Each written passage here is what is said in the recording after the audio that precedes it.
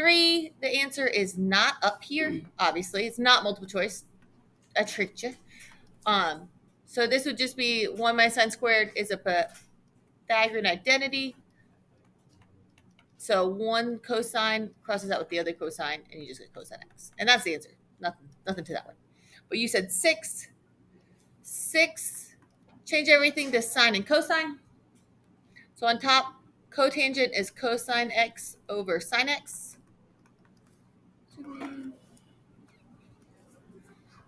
And then we have sine x on the bottom over 1. And multiply by the reciprocal. So we get cosine x over sine x times 1 over sine x. And nothing cancels out. So it's just cotangent x times cosecant x. That's it. I don't like that one because it doesn't go to a single identity. All right, 8. You change it to sine and cosines. So tangent is sine over cosine.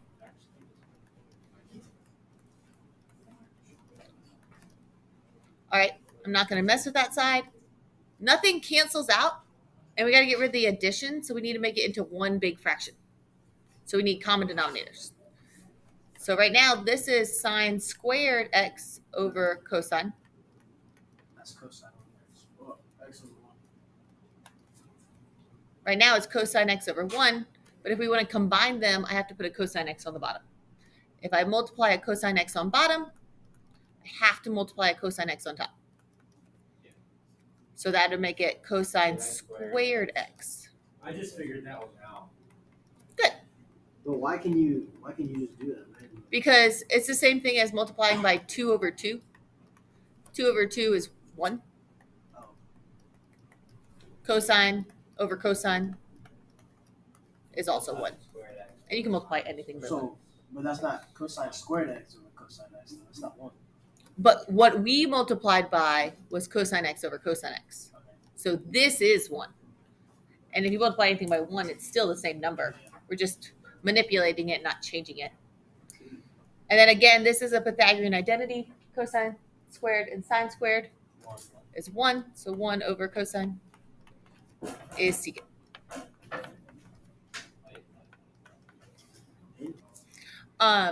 So we need common denominators. So this side needs to be multiplied by 1 minus sine x on top and bottom. This side needs to be multiplied by cosine x. Try not to be too lazy. Cosine x. So then now we have the common denominators of 1 minus sine x cosine x. I'll do the easy one first. Cosine x times cosine x is cosine squared x. And then we have the difficult side. I like that you did it on this side.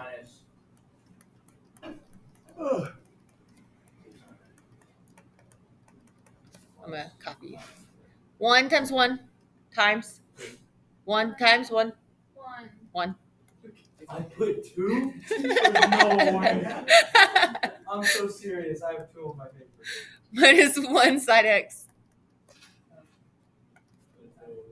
I put 2. Minus 1 sine x. Plus sine squared x. And then those two combined. So it's 1 minus 2 sine x plus sine squared x. So 1 minus 2 sine x plus sine squared x. Oh, got a divot there. So sine squared and cosine squared is a Pythagorean identity. So I'm just going to change all of this to 1. So 1 minus 2 sine x plus 1. It is going to be 2. You're just ahead of yourself. Or you were looking on the right and we're like, it has to be a 2. So you're putting a 2 there. I was trying to give you some credit. I didn't even look at that. On the top, 1 plus 1 is 2. We get there.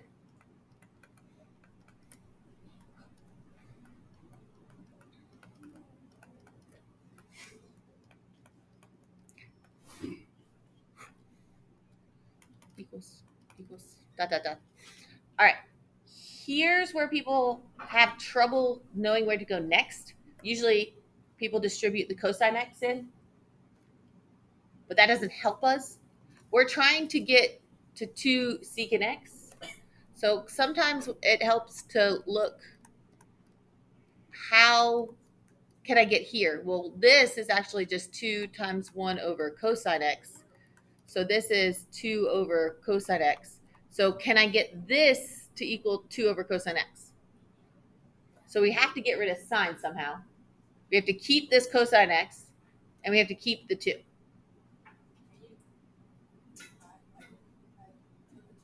Take the 2 out. So if we take out a 2, greatest common factor of 2, 1 minus sine x is on top. 1 minus sine x is on the bottom, times cosine x. So usually I would say go ahead and distribute this, but if you did, then it's not as obvious that the sine x is canceled. 1 minus sine x is canceled. It is all multiplying. This is being multiplied. This is being multiplied. So we can cancel them out. If there was like a 2 plus here, we couldn't cancel it out. Like here, we can't cancel out sine and sine because there's like subtractions in there.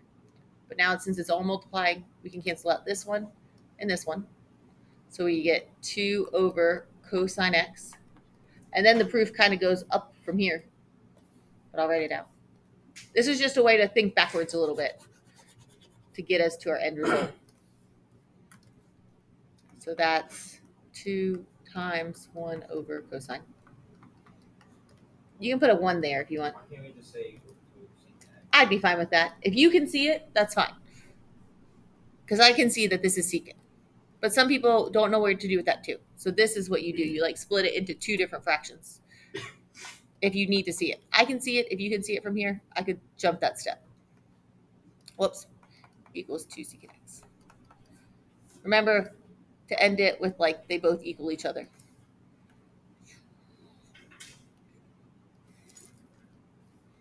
You erased it and then You erased it. So you got the greatest common factor of cosine squared.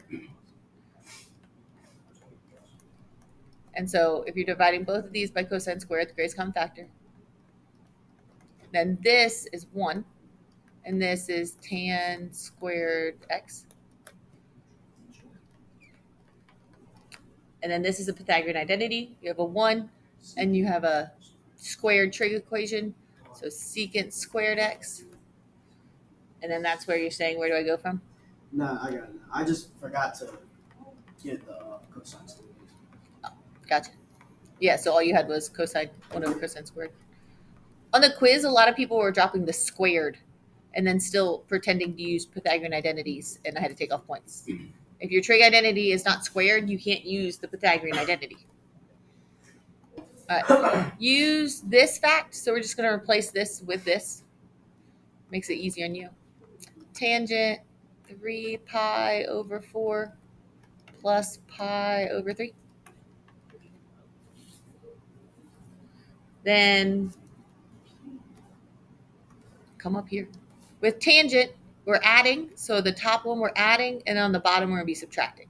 So we take the tangent of both of them, both angles, and add them together. And then we do 1 minus the tangent of both angles. So that's the equation I'm applying. So we do tangent of both angles, adding on top, because this is adding. If it was subtracting, you put subtracting on top. Tangent pi over 3, all over 1 minus both tangents of those.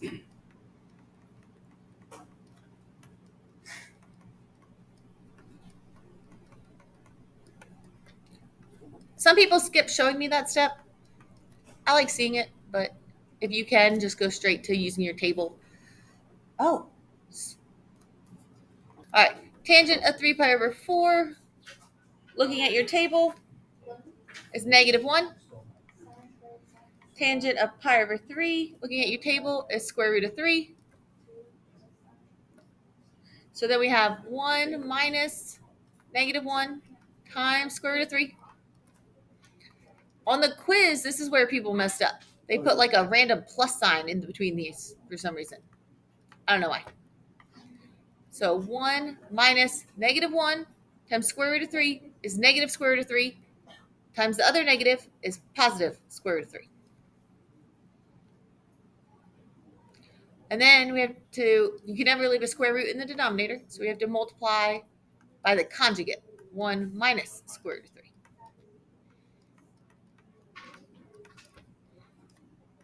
And then we have to distribute.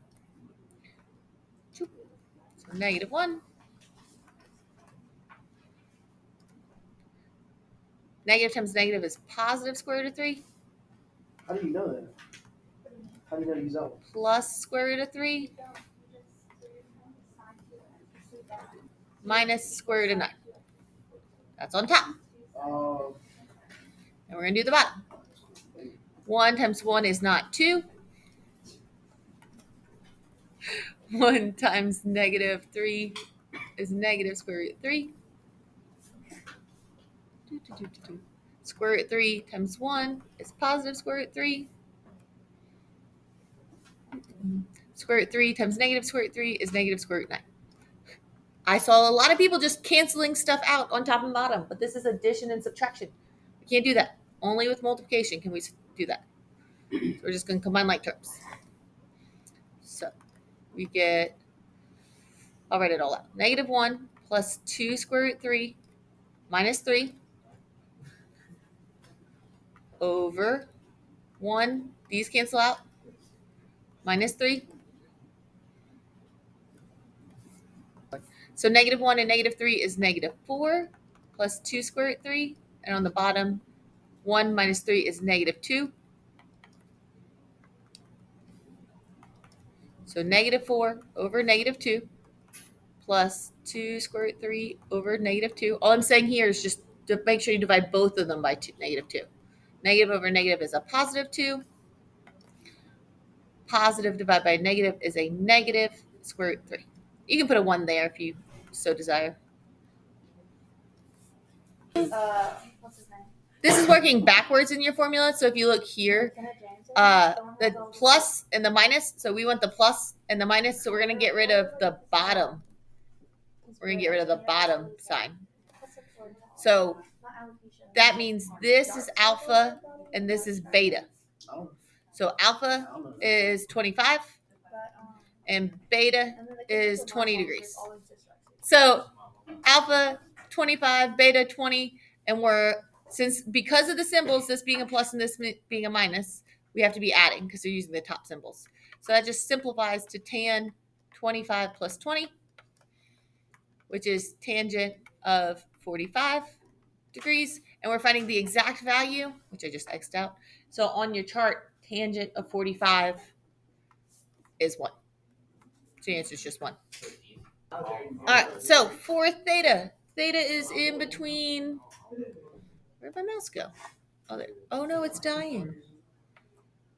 I think it's dying. Okay. Theta is between 0 and 2 pi. And that's pi over 2. 0, pi over 2. That's here. Cosine is adjacent over hypotenuse. So adjacent is the x-axis. So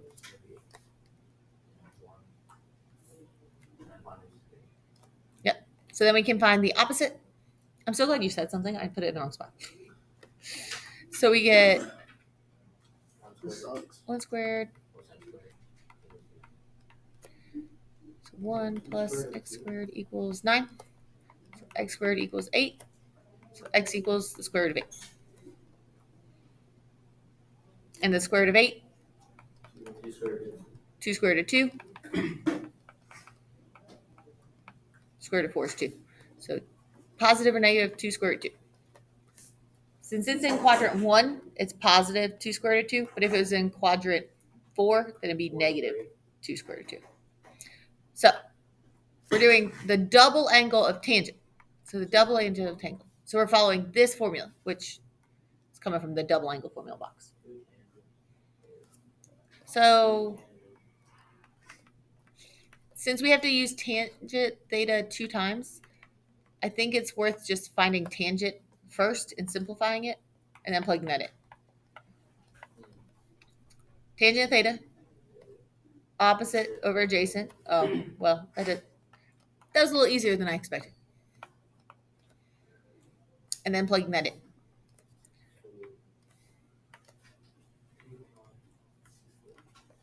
Mhm.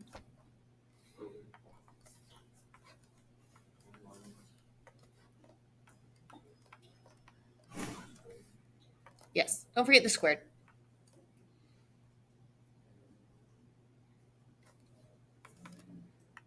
So remember, what outside the square root can multiply together, what's inside the square root can multiply together. So this is just 4 square root 2 over 1 minus squared just means we're timesing it by itself. So what's outside, 2 times 2, 4. What's inside, square root of 4.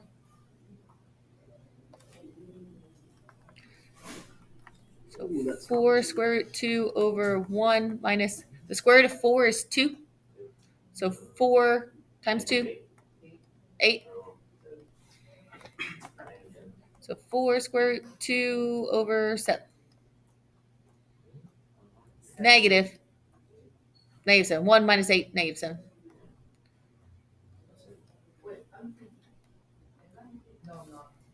Sine 15 over 17 between 0 and pi over 2. So sine of theta is in, you said quadrant 2. That's what you didn't say. Quadrant 1. What about the You have to draw equal to sign? Does that mean it could be in 2 quadrants? Like, it's on that line. It could be on that line. Do we have to draw that? So 0 is an answer. 0 could be an answer.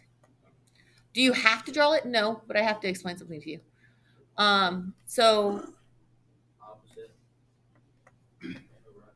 opposite of hypotenuse. That's so.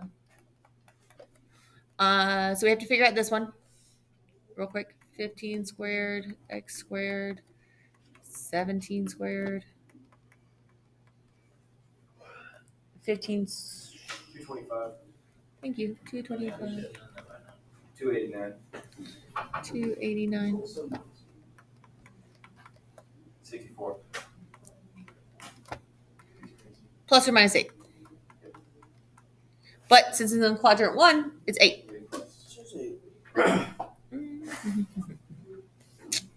I'm going to move this. Since we're finding half the angle,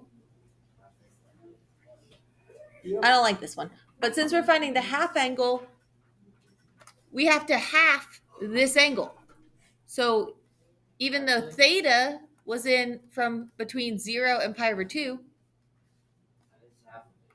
half of theta means I would have to half 0, and I would have to half pi over 2. So it's between 0 and pi over 4. Yeah, because it'll change your signs in this one, in 22. Yeah. I'm going to come back and do 22 now that I've thought of it. Because this didn't change what quadrant we're in. Because this is still the same quadrant. Because if I'm in quadrant 1, anywhere in quadrant 1, and I take half of that number, I'm still in quadrant 1. But if I was over here in quadrant 3 and I take half of it, I could go to quadrant.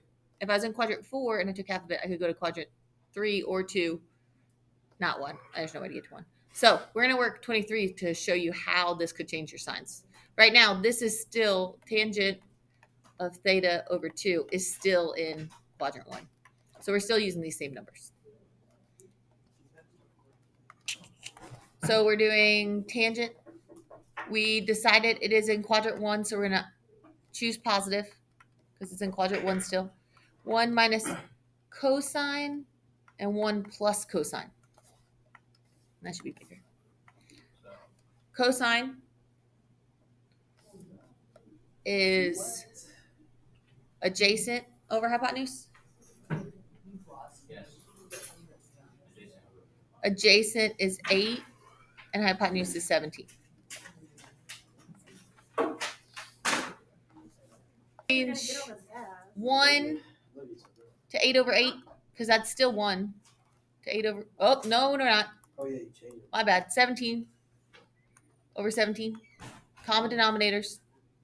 17 over 17. Oh, you gotta do nothing but Yeah, You just combine them, right? combine them. 17 plus 8.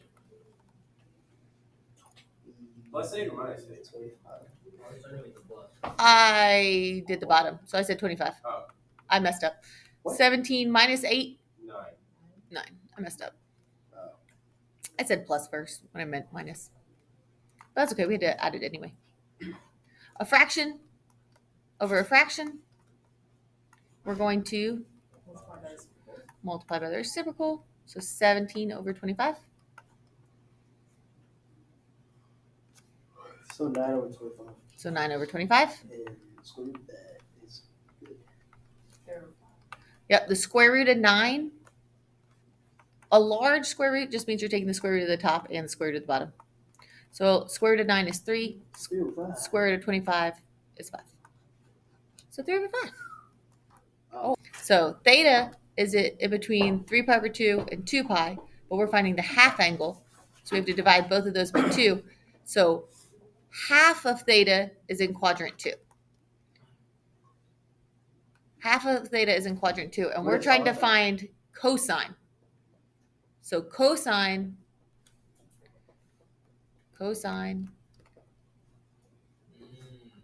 is negative in quadrant 2. So we can go ahead and get rid of these two answers. So we're down to a 50-50 not guess because we're actually going to calculate it. So when we do half angle, we need to make sure we half the quadrant too, because that can change the quadrant. 3 pi over 4. Is that gonna change things like how we draw it? No, still the same triangle. It's just in a different quadrant. So we're still using the same numbers. We just need to still use our correct Why did you signs. end up knowing that first? What, this? Why do you need to know that 17 is x?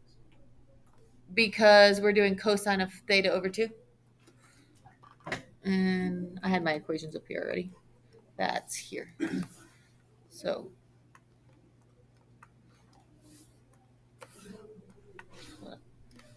half angle for cosine is this one. And we're using the negative one because theta divided by 2, half of theta is in quadrant 2. So we have to use the negative version. So square root, we're using the negative one, of 1 plus cosine.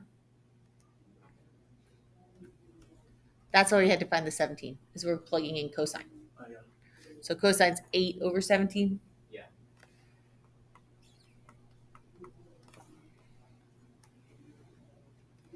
And then we have to simplify all that. So first is 17 over 17 over 17.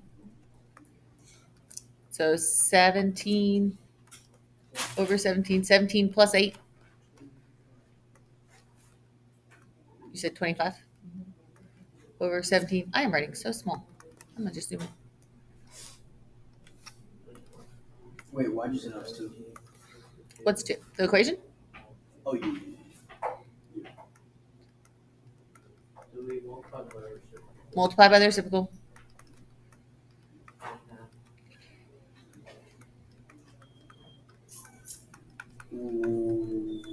Why the negative? Because of this whole reason. No, what? This whole reason it's negative. All right, so that's 25 over 34. What's square root of 34? It's not nice. We know the square root of 25 is 5. So negative 5 over the square root of 34. You don't have to solve it anymore. Yes, we do. We have to rationalize. Oh, yeah. Oops, I forgot. So we get negative 5 square root 34 over 34. And then that's the answer. Luckily, this one's multiple choice. But it's D because the half angle is in quadrant 2. Even though theta was in quadrant 4, the half angle is in quadrant 2. Wow, that's really interesting. It's fascinating. So No? Yeah. sine x, we're going to divide both sides by 4. So sine x equals 2 over 4 reduces to 1/2. How do you know which one it is though? How do I know which one what is?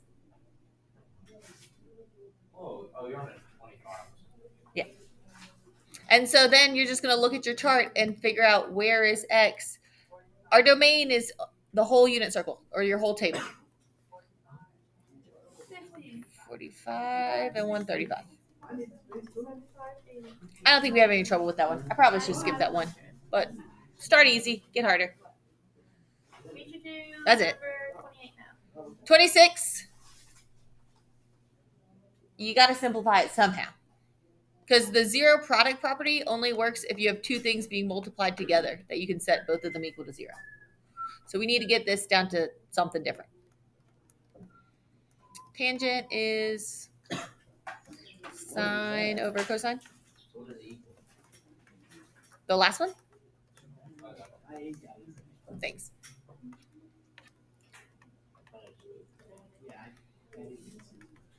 Yeah, that one confused me.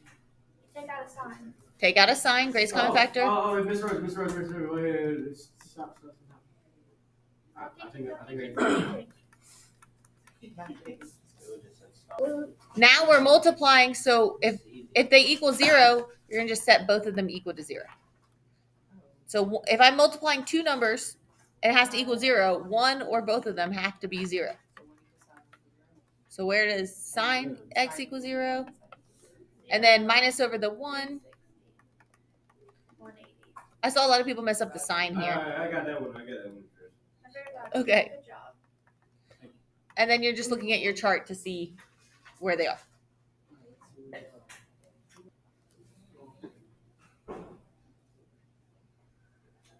was asleep at 10 yesterday. I left at 10:30.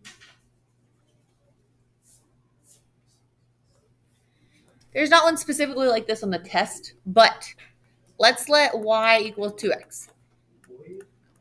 So cosine y equals the square root of 2 over 2. Can you go back real quick?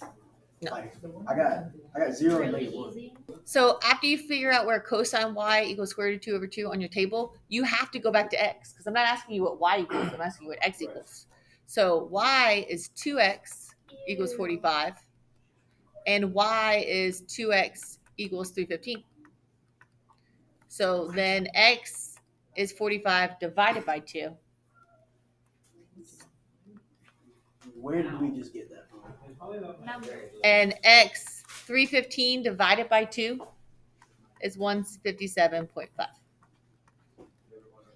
So we most of the time you'd look here and see your double angle equation. That wouldn't help you as much as just changing it to y. There's not one like this on the test, but it's just good to see there's another way to do it. Just write the sign of it. We changed it, so we can't factor out cosine because there's no cosine in this one.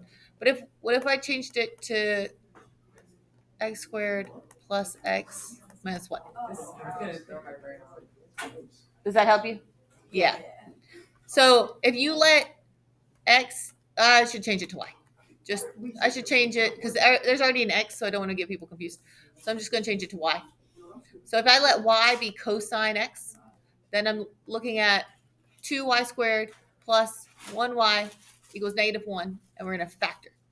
So what multiplies, remember if there's a number here, we're multiplying to -2 and adding to 1. So we get 2y and 2y. It has to be 1 and 1 because that's the only thing that multiplies to 1. Oh, it's supposed to multiply to a -1. Why would it be? 2 and negative. Why would it be? This one? What multiplies to Now we're adding 2. That's what I meant. What multiplies to -2 and adds to -1. I'm messing up. So 2 and 1 multiplied to 2. To add to a negative, we want the bigger number to be negative. So -2, +1. But right now, if we left it like that, 2y times 2y would give me 4y squared. So we have to scale one of them down. And obviously scaling this one down by 2 is easier than this one. But isn't the adding one you add to just the y without like the square? This one. Huh? The c.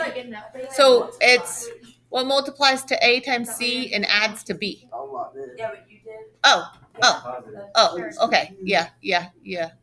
So I need to switch these signs. Oh, huh? We're doing your work. Negative, Be confused when you're doing your work. positive, positive, Done. negative, I think you're negative. locked in. I'm locked in. I'm just.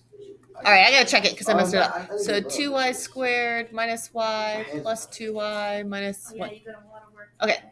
You're a trooper. I don't. Yes. All right, so that's factored correctly, What? but we're changing y's to cosine. Got 7 questions left. So cosine x. I'm gonna show all the work in case you didn't split it up.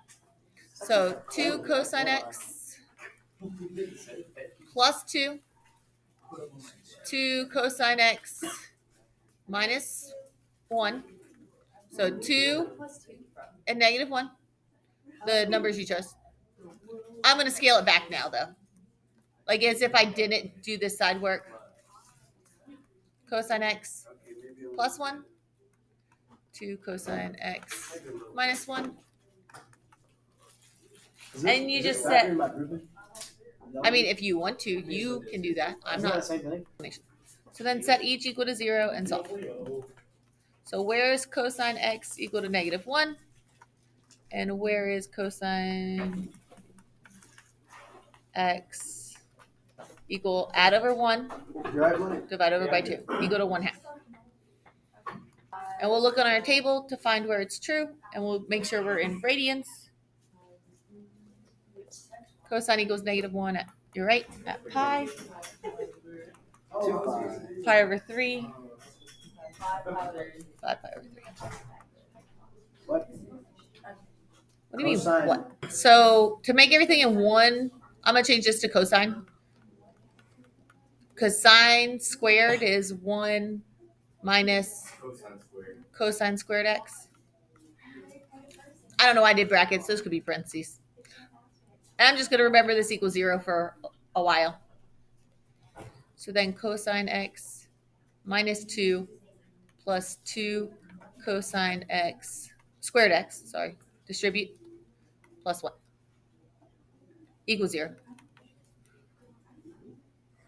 Standard form, highest number of cosines.